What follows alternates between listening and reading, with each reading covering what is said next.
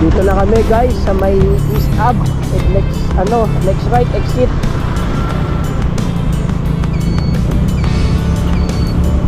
Going to NKTI.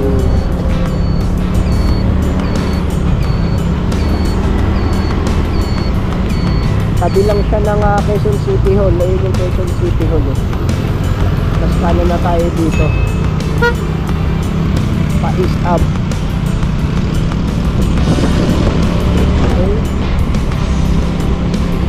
Tapos kanan na tayo dito.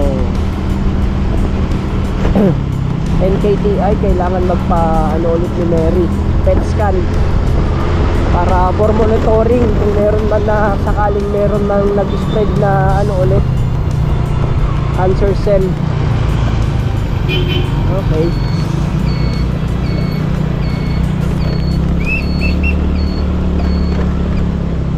National Kidney and Transplant Institute.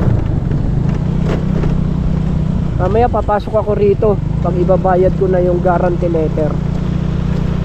Yan dyan, main lobby. Dito tayo.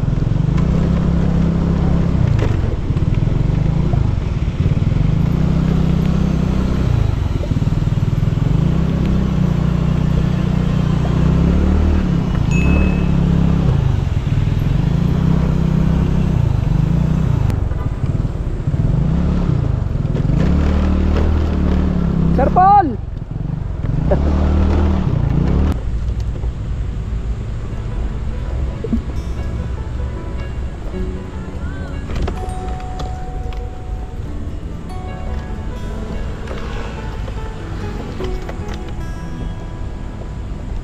So dito na kami guys sa parkingan ng motor at medyo tahimik. Siguro mga 2.5 hours kami sa loob. So tanggal muna kami mga helmet.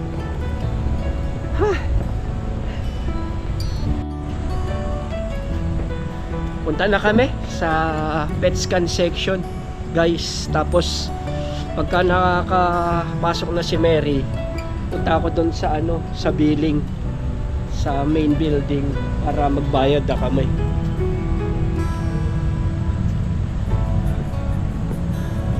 Yan PET scan section.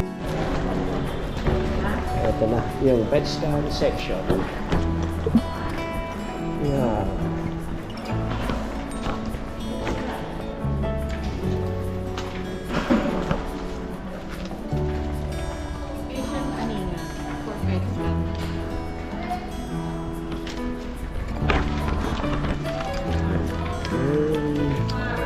The result requirements: ID of the patient, official receipt, charge.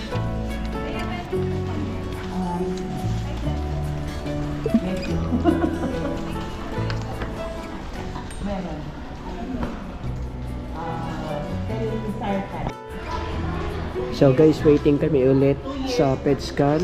So kailangan kasing interviewin pa si Mary. Kukuha na ka ba ng dugo ulit dyan? Ganun pa rin. Dito? Ay, hindi ito. Kukuha na ng dugo para sa sugar. Siguro mga 15 to 20 minutes tatawagin na. Sugar tsaka interview. Sugar tsaka interview. Ano? Kumain nga muna ako bago muna ng tubig. Palit yung dalawa yung operation mo yung isa, adrenal gland. Yan guys, tinawag na si Mary to interview and then check yung gamot niya sa sugar. So after nyan, next na siya doon sa pumasok. So mamaya PET scan siya ng 12 noon, then siguro mga 1 to 2 hours. So na kami, uwi na kami. So tapos na si Mary guys. Ayan. Kamusta? 77 na siya. Ha?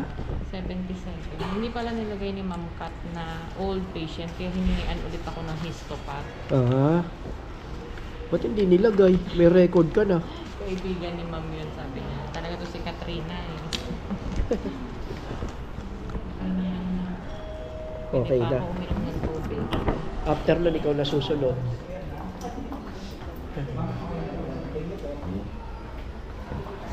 Malakas yung dugo. Sige. Sana na, tuldo ko lang. So, itay na lang natin. Tawagin kami. Nandito na ako sa loob ng room 3. So, magpapalit na ako ng robe. Ito na yung robe ko. Natanggalin ko na lahat ng may metal sa katawan ko kasi bawal yon. So far, wala naman ako sa damit kasi nag-ready na ako. Yung undergarments lang. Yung upper, yun yung tatanggalin ko. Tapos ipapatong ko na lang yung robe. Kasi sa loob ng PET CT scan room, sobrang lamig. As in, sobra talagang lamig. So, talagang niready ko. Pinatong ko na yung robe. So, antay lang natin bumalik yung nurse kasi sasaksakan niya na tayo ng ito yung ginagamit nila. So, ito yung room. Ayan. Ayan, may small table siya. Tapos, ito yung pinakang chair. Ayan. Tapos, may bell dyan for emergency purpose. So, hintayin lang natin si nurse. Sasaksakan niya na ako ng F18. F18 is yun yung gamot ng radioactive. Yung gamot na yon is bawal akong ma-expose sa 12 years old and below na bata. Pregnant, lactating, ma'am. Okay ka na, ma'am? Apo, okay na.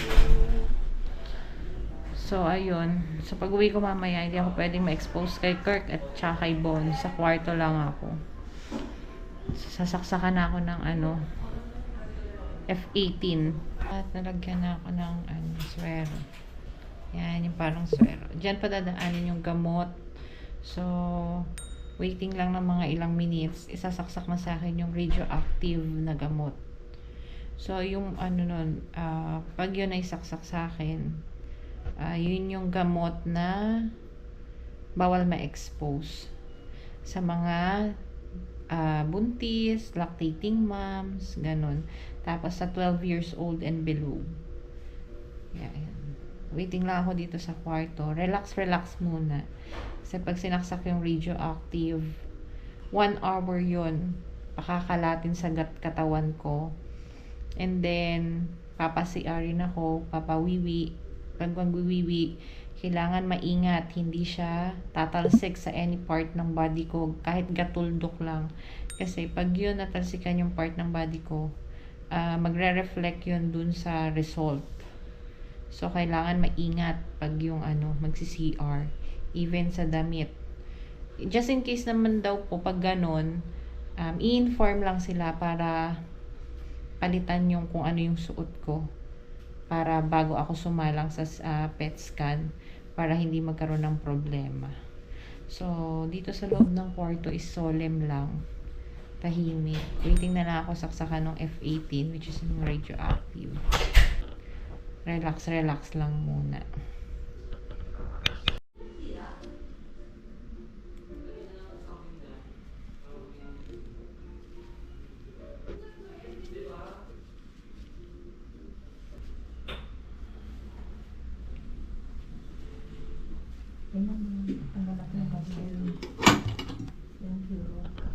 Nasaksak na sa akin yung F18, which is yung radioactive na gamot.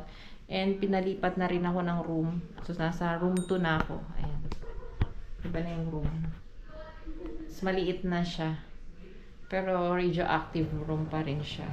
So, dito ako mag-wait ulit ng 1 hour until kumalat yung radioactive sa katawan ko bago ako isalang sa PET CT scan room.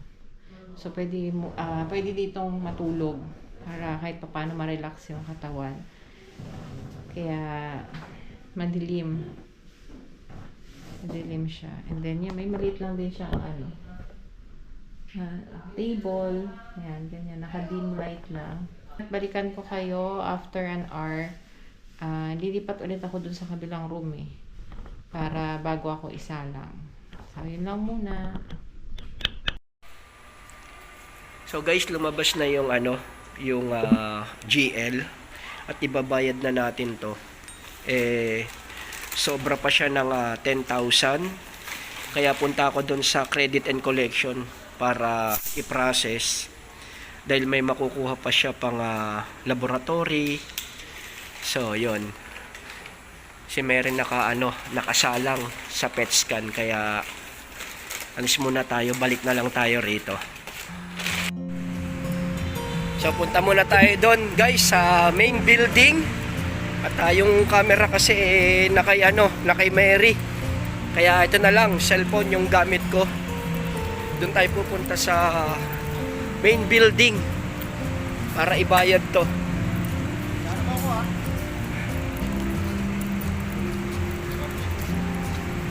Siguro lalabas pa siya ng 2 PM. Yun doon guys.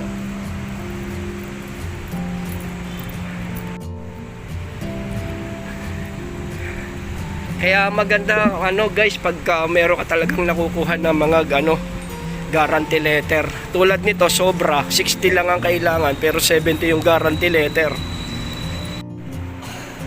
Dito na tayo sa credit and collection nila.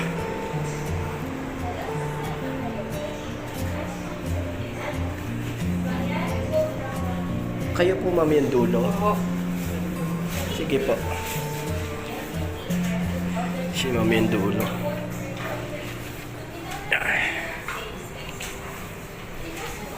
Pila tayo. Bayad. Tapos na ako masalang sa PET CT scan.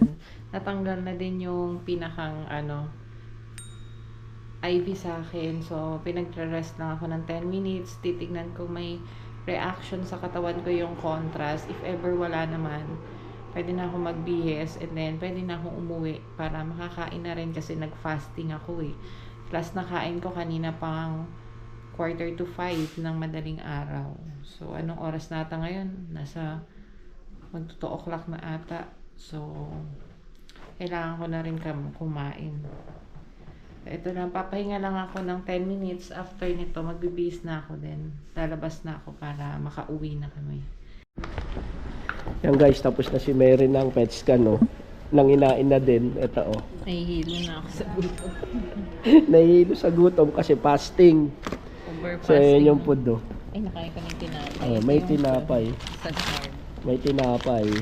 Tapos merong Quaker Oats. Merong Parang tinapay. mamundi. Tapos may lahat ng pinepet scan guys, binibigyan ng food paglabas na nakalagay sa isang box. Ayan di ba? So okay na, medyo relax muna, prepare para uwi na kami. Uwi na at magpapahinga na. Pero pag umuwi guys, bawal siya sa tabi ng buntis tsaka sa mga bata na below 10 years old below 12, bawal tumabi sa mga bata kasi meron pa siyang radiation sa katawan, super power. So pahinga muna siya at maya maya biyahe na kami. Okay ka na? Hindi ka na nahihilo? Okay na daw. So guys, uwi na kami at tapos na magpahinga si Mary kanina pa doon sa lounge doon sa loob ng PET scan. At anong oras na mi? 2:42. Anong oras ka pumasok kanina? 12? Pumasok siya ng 12:30 tapos 2 hours siya doon sa loob. So 2:42 and siguro mga 3. Medyo hindi na siya ganun ka sikat ang araw at pwede na kaming umuwi. At yung tatlong Junakis namin nasa bahay. Si Kuya Arvin lang yung kasama sa bahay. Pero okay lang na papakinabangan na sila.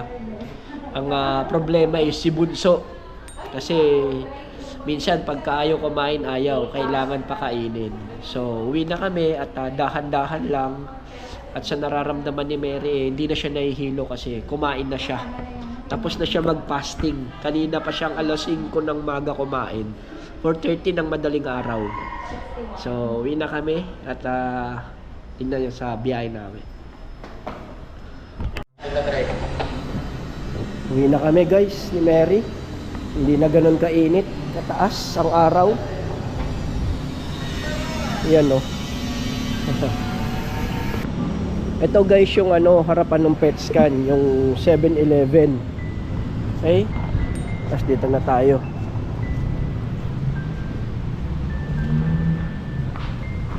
Uwi na kami at medyo hapon na. 3 PM na.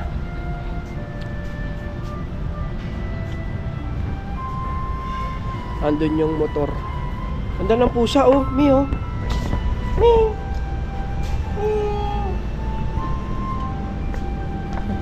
Pusa. Medical Cyclotron Facility K-Health Corporation. Ganda ng mga motor nila, no? Puro Aerox. Mas maganda yung motor ko. Oh. Oh. So guys, ito yung motor namin at uwi na kami. So prepare na kami at mag-helmet. Guys, samahan nyo kami sa biyahe at sana makauwi ng walang traffic.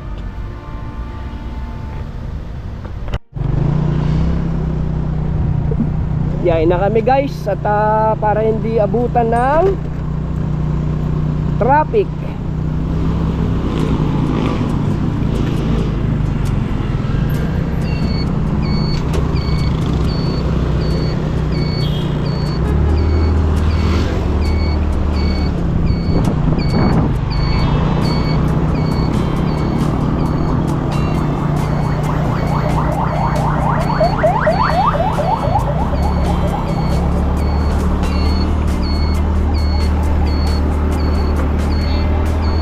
Kami sa circle para pasok ng Visayas Ave.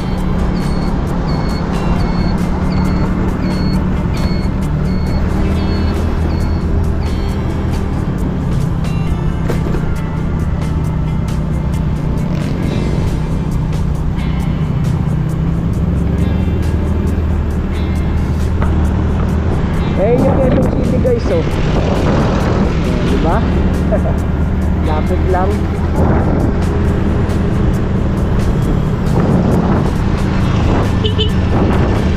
Dito tayo na lang sa Visayas Ave. Nagpasan lang natin ng konti yung yung pa-Commonwealth. Dito na tayo sa Luzon Ave, Tandansora, NLEX. So pag kumanan, Paluson, labas ulit ng Commonwealth. Pag kumaliwa, papuntang Mindanao Ave, EDSA, pero diretso tayo, Tandansora. Kaliwa tayo dun sa Tandansora.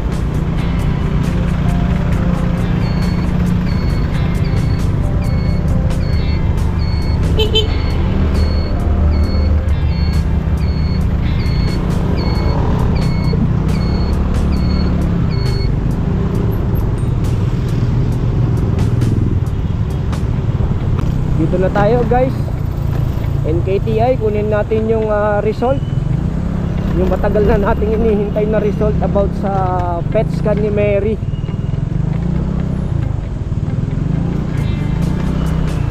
Releasing na lang naman to ng result, wala pa tong mga 30 minutes.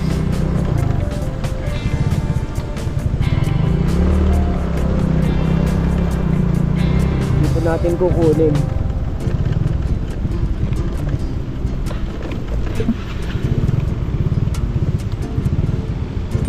Park muna tayo guys. At mahirap ang parking pagka ganitong oras, alanganin.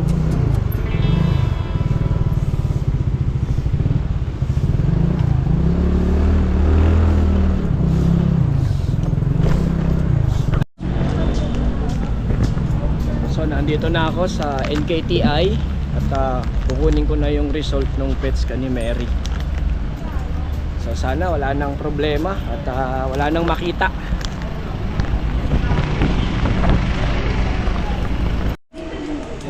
Hello ma'am, kunin ko lang yung result. Ba't lalong gumaganda ka?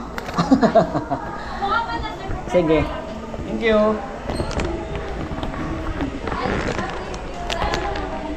So upo muna tayo at hintayin natin yung result.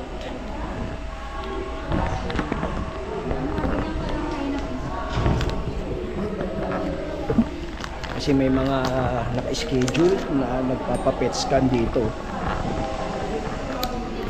Diyan yung pet scan nila.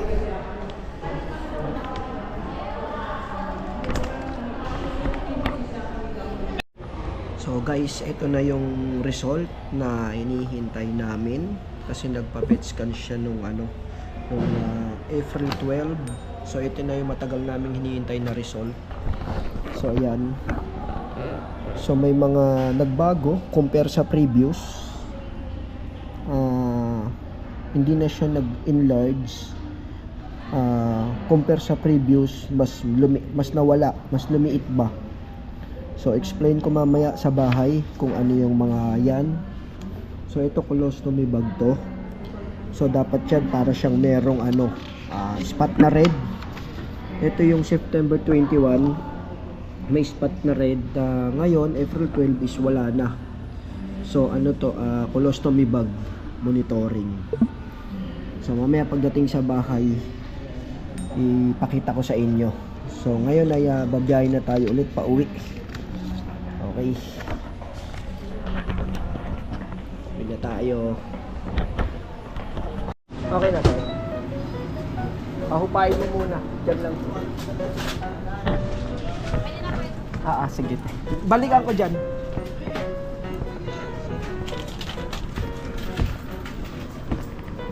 So, inom muna tayo guys at mainit sa labas. Okay. Tapos pili tayo nito. Yun. Yung Bulgari gyro soup. Okay na tayo. Thank you.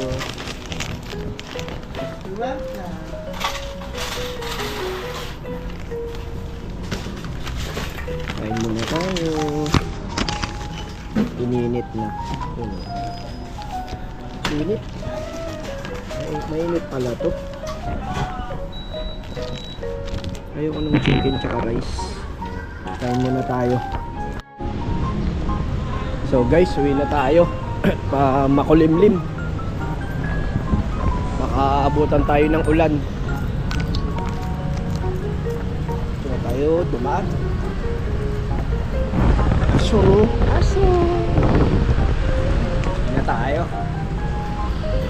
Nagwi-withdraw yung may-ari ng aso.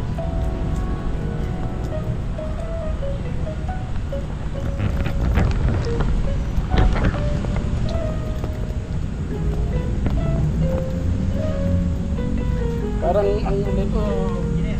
Ay, sir. Sir Paul. Una ako, Sir Paul.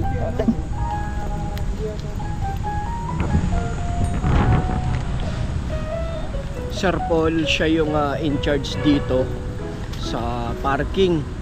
Kasi karamihan ng nagpa-park dito is related sa NKTI, dyan sa Medical Cyclotron Facility Health Corporation. May mga dala silang mga gamot. Kaya kung mapapansin nyo, lahat ng motor nila may mga box. Kasi ang nilalagay dyan is mga gamot na ini-inject doon sa mga nagpapa-pet scan, tsaka doon sa ibang mga nagpapa-inject ng mga gamot or sa mga dextrose, ganun. So kaya yan, yung mga nakapark dyan is related lahat sa NKTI. At meron lang maliit na slot dito na maliit lang naman yung motor na pwedeng i-park. So bis na ako, mag helmet na ako at babiyahin na ako. At siguro ang oras na ay 2:30 ng hapon. Babiyahe tayo ng makulimlim at hindi mainit. So sa wakas at may result na si Mary. At tingin ko based dun sa pagkakaintindi ko guys, medyo okay na siya. Pero syempre much better na kailangan natin na ipakita sa oncologist ni Mary para ma-clear or ma-justify kung ano yung mga result na lumabas. So parang sinasabi ko rin sa inyo na compare nung September na nagpa-PET scan siya, tapos sa December, tapos ngayon medyo nawala na. So kailangan lang ng monitoring para hindi tayo mabigla or ma-surprise na baka mamaya may bumalik.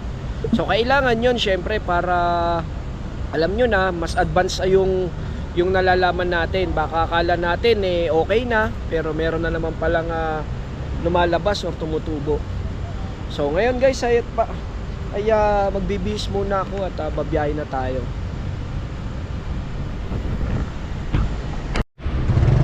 Hala guys, biyahe na tayo.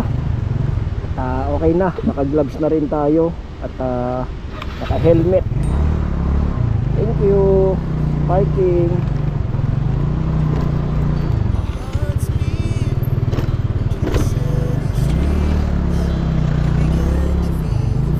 Yan yung pinaka main building ng MKT yan guys. So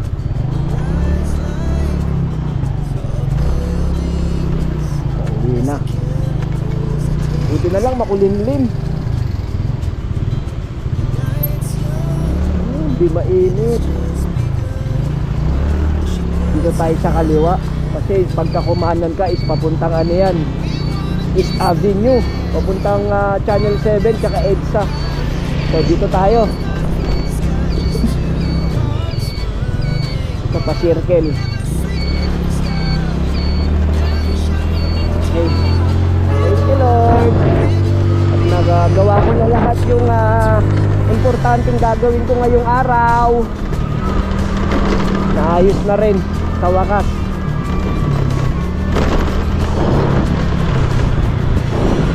Pag may mga naka-schedule ka talagang mga importanteng gagawin, parang ano rin ang hirap isipin.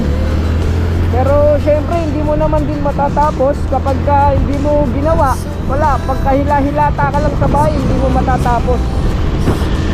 Kaya kailangan galaw din para may nangyayari sa buhay natin.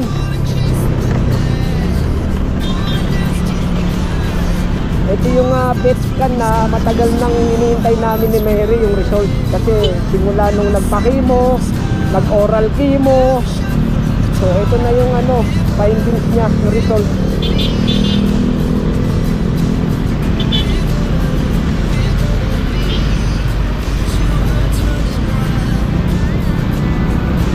Ninakaw na.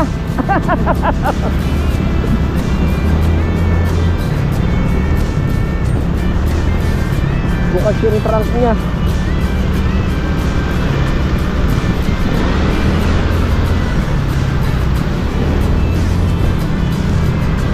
Yan, guys, pagka kumanan ka papuntang Commonwealth.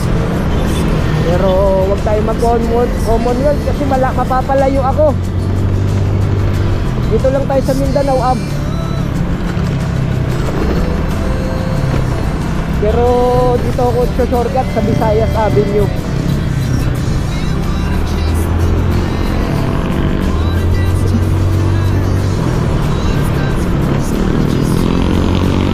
Okay, nasa kaliwa ko guys, circle.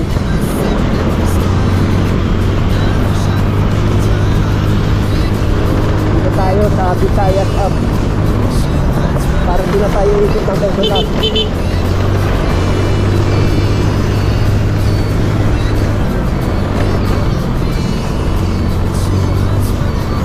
Dito, Visayas Avenue.